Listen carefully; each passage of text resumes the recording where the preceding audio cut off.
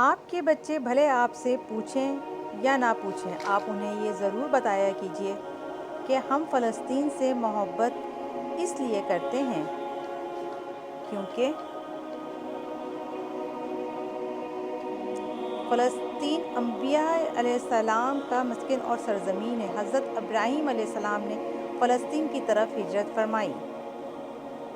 اللہ تبارک و تعالیٰ نے حضرت لوط علیہ السلام کو اس عذاب سے نجات دی جو ان کی قوم پر اسی جگہ نازل ہوا تھا۔ حضرت داؤد علیہ السلام نے اسی سرزمین پر سکونت رکھی اور یہیں اپنا ایک محراب بھی تعمیر فرمایا۔ حضرت سلیمان رضی اللہ تعالیٰ عنہ اسی ملک پر بیٹھ کر ساری دنیا پر حکومت فرمایا کرتے تھے۔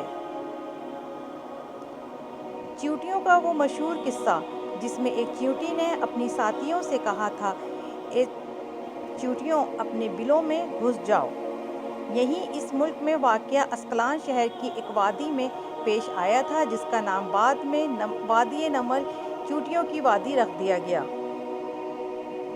حضرت زکریہ علیہ السلام کا محراب بھی اسی شہر میں ہے۔ حضرت موسیٰ علیہ السلام نے اسی ملک کے بارے میں اپنے ساتھیوں سے کہا تھا کہ اس مقدس شہر میں داخل ہو جاؤ۔ انہوں نے اس شہر کو مقدس، اس شہر کے شرک سے پاک ہونے اور انبیاء کرام صلی اللہ علیہ وسلم کا مسکن ہونے کی وجہ سے کہا تھا۔ اس شہر میں کئی معجزات وقوع پذیر ہوئے ہیں جن میں ایک کماری بی بی حضرت مریم کے بطن سے حضرت عیسیٰ علیہ السلام کی ولادت مبارکہ بھی ہے۔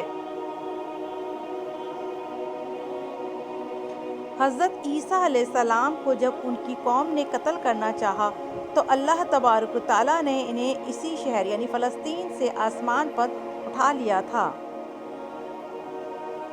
ولادت کے بعد جب عورت اپنی جسمانی کمزوری کی انتہا پر ہوتی ہے، اسی حالت میں بی بی مریم کا کھجور کے تنے کو ہلا دینا بھی ایک معجزہ الہی ہے۔ قیامت کی علامات میں سے ایک حضرت عیسیٰ علیہ السلام کا زمین پر واپس تشریف اسی شہر کے مقام سفید مینار کے پاس ہوگا۔ اسی شہر کے ہی مقام باب اللد پر حضرت عیسیٰ علیہ السلام مسیح دجال کو قتل کریں گے۔ فلسطین ہی ارض محشر ہے۔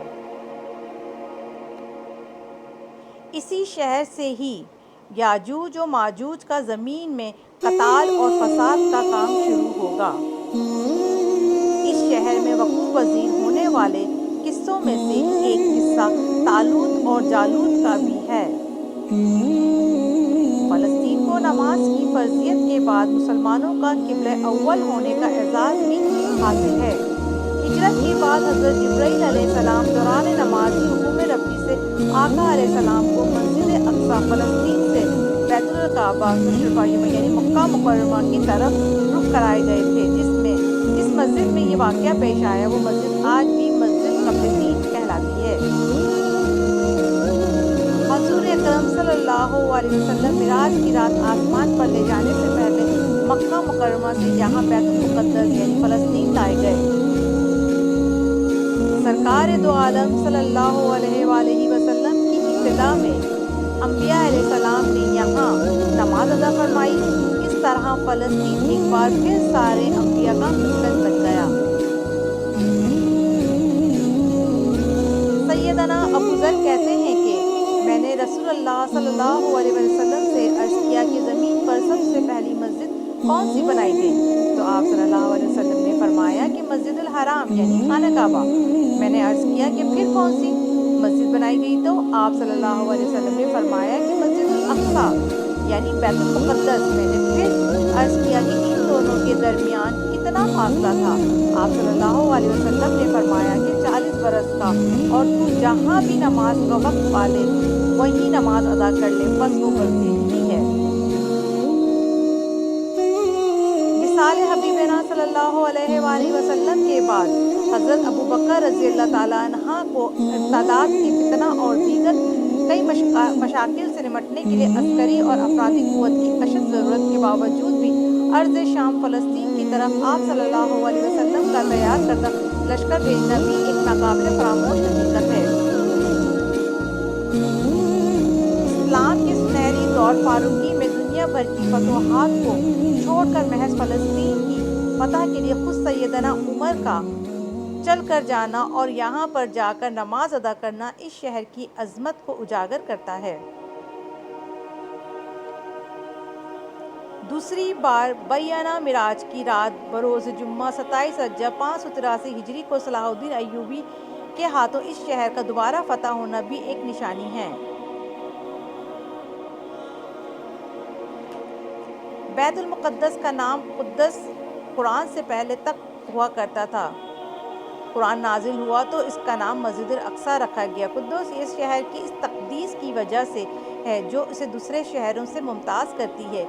اس شہر کے حصول اور اسے رومیوں کے جبر و استبداد سے بچانے کے لیے 5000 سے زیادہ صحابہ کرام رضوان اللہ علیہم اجمعین نے جام شہادت نوش کیا اور شہادت کا باب آج تک بند نہیں ہوا، سلسلہ ابھی تک چل رہا ہے۔